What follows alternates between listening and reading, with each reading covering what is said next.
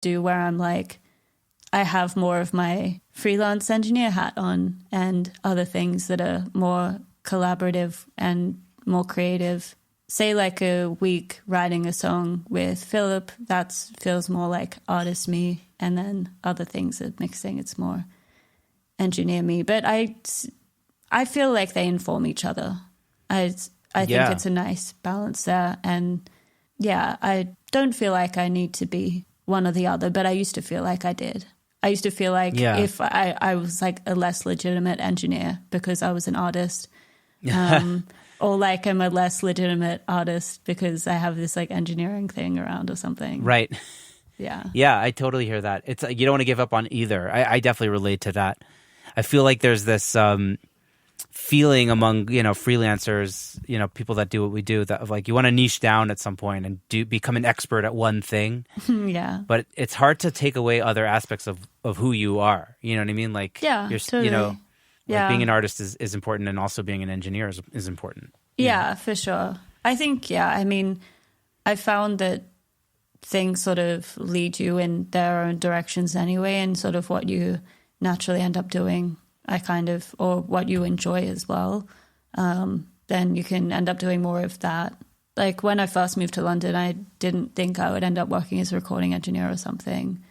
Like I would have been totally stoked to find that out. I would have been so excited. But I didn't know that that's like what I would have found my way into, and that it would be something that I loved so much. And then now doing more like producing, mixing stuff. It's kind of like sort of what is around and what people want you to do as well. Like sometimes it's not the thing that you think it's going to be, but right. I don't know. I'm happy to keep finding out. I don't mind. Yeah, you're chill about it. Yeah, it's cool. So I noticed like a theme in the music that I heard that you made is like just like immense amounts of awesome reverb. Reverb seems to be your thing.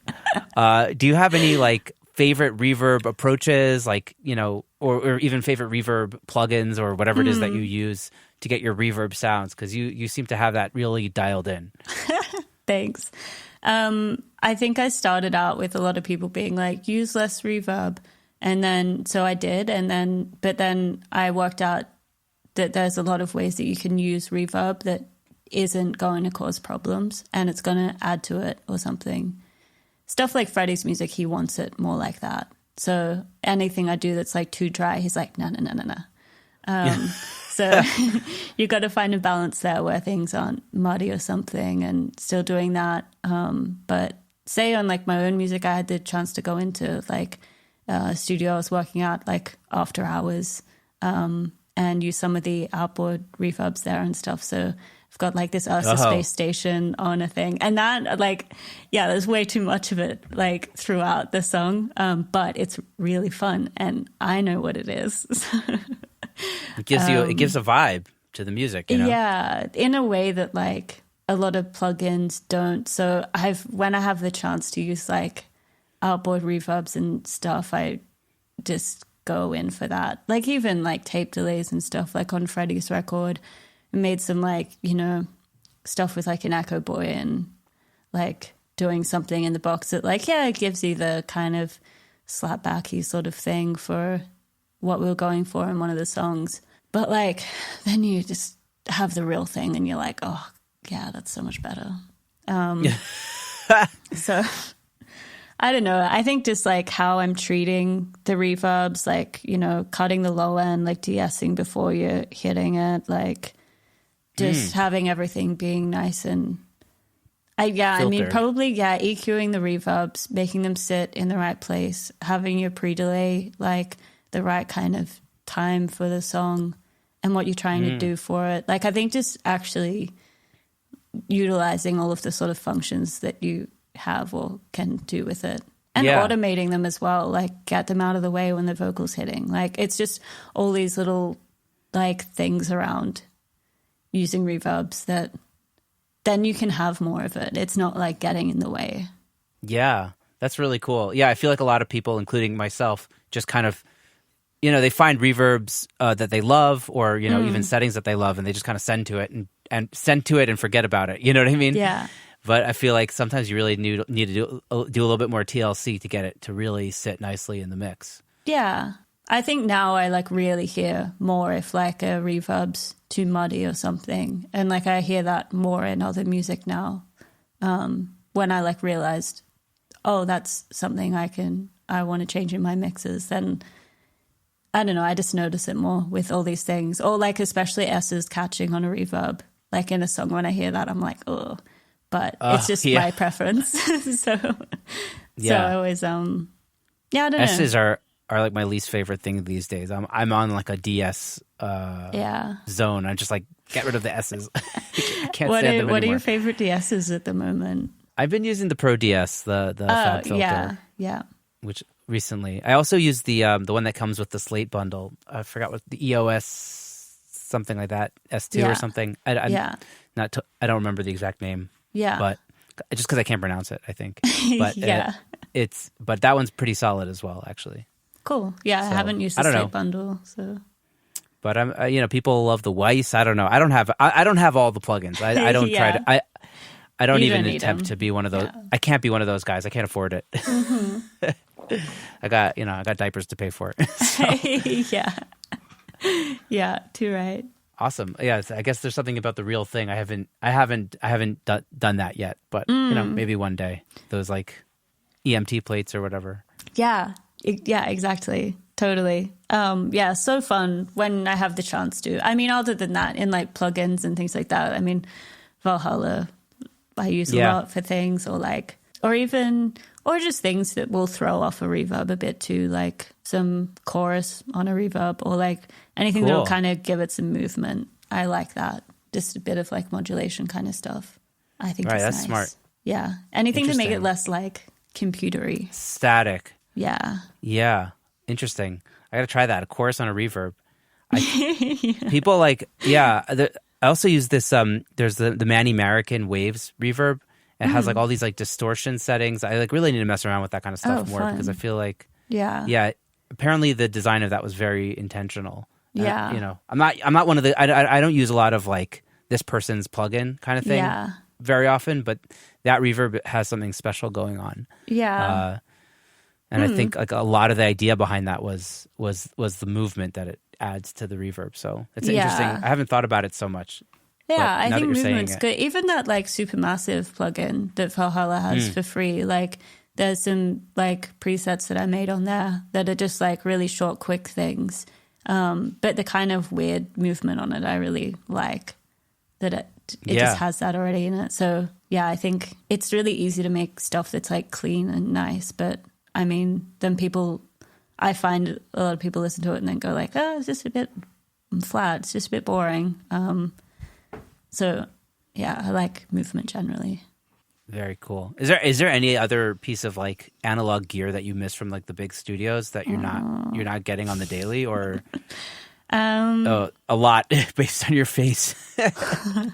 Probably a few. I mean, actually, it's probably a lot of like the synths and things like that I'm like dying to get into use and stuff too. Like just having like Prophets and tuners and Moogs and like a Rhodes there and a piano there and whatever mics you need to do it. And like, I think just having like all the stuff there is really good. But the MIDI doesn't do it justice. Yeah, not quite. But like, there's still time. We can still go to the studio. It's fine.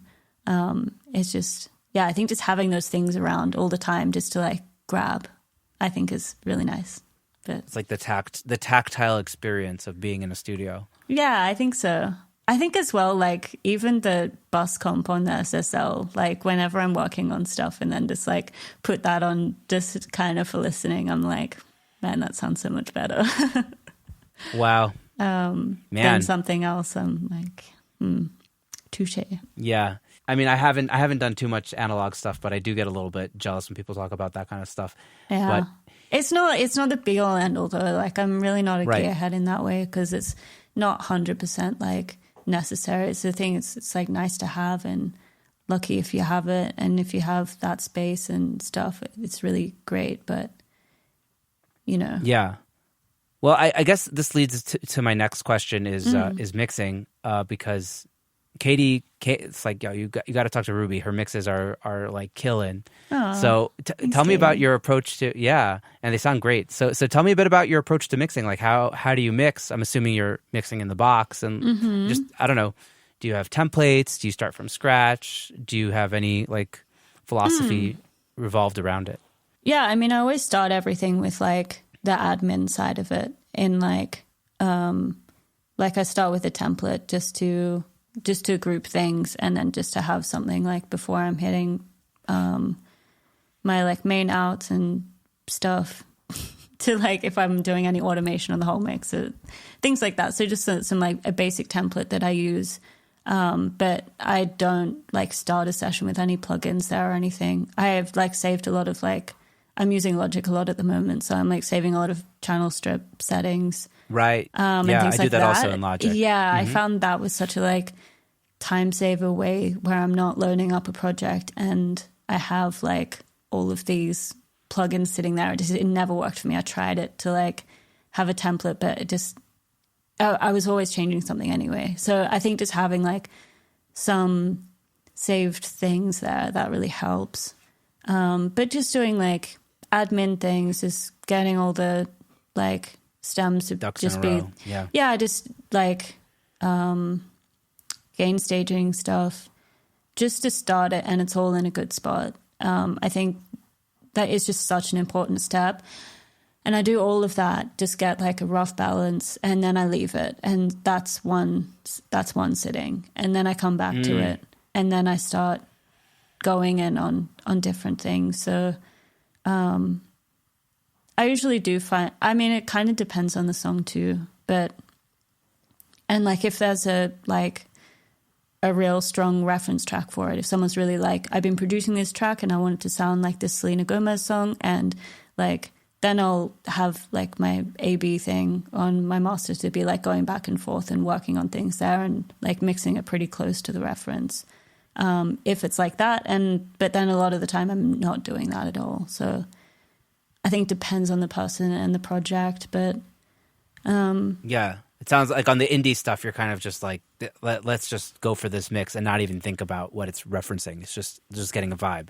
Yeah, we always like listen to things and like make a collaborative playlist and stuff, and like just get in the same space together as well. And then I find that really helps to like, if we have some guitar sound and we're like, what are we really going for here? Then it's kind of nice to be able to pull some references and also something that the artist likes and be like, oh yeah, I was inspired from this guitar from this song that we both like. It kind of just gets along a bit better with the idea. Yeah. But you're not listening to it when you're mixing usually. Not so much. I think I definitely I take so many more breaks now. When things are sounding good, then I take a break. And then I come back to it. And you have to have discipline to do that. Yeah. Also, it just wastes time, I think, to spend too much time on it. Like I'm a lot more conscious now of how much time I'm spending on it and if I'm being effective. And if I'm not, then take a break. Go for a walk or something. I think it makes everything so much more efficient that way. Yeah, I guess I'm working in different ways, and I guess I'd build up the main structures of stuff. I do have a bit of a process. I think I generally will be EQing stuff first, like taking away the things that don't need to be there or are getting in the way of something else. I'm kind of doing a bit of that first. And then I generally maybe I'm kind of comping stuff next, or maybe I start on the drums and bass like together. I don't know. It really depends on the song. Like, I don't think I have any like one method to start, but I generally don't like get effects involved until later. Yeah. Oh, interesting. So you're mixing it dry for a while. Yeah. I do start off a bit dry with stuff. Just so I can hear it and that everything's sitting in the right spot, and then I'm choosing the right effect to fill the space. I think that's that's probably the answer to how you're able to get those like reverbs and stuff so clean, right? Because you're hearing it, you know. Everything else needs to like be there first. Like the reverb's like an extra thing around the structure. For me. And that makes sense that you'd have to filter it so much because everything's already kind of probably occupying space. So now it's like that reverb that you've fine tailored so much, you know. Yeah, you're like, where do I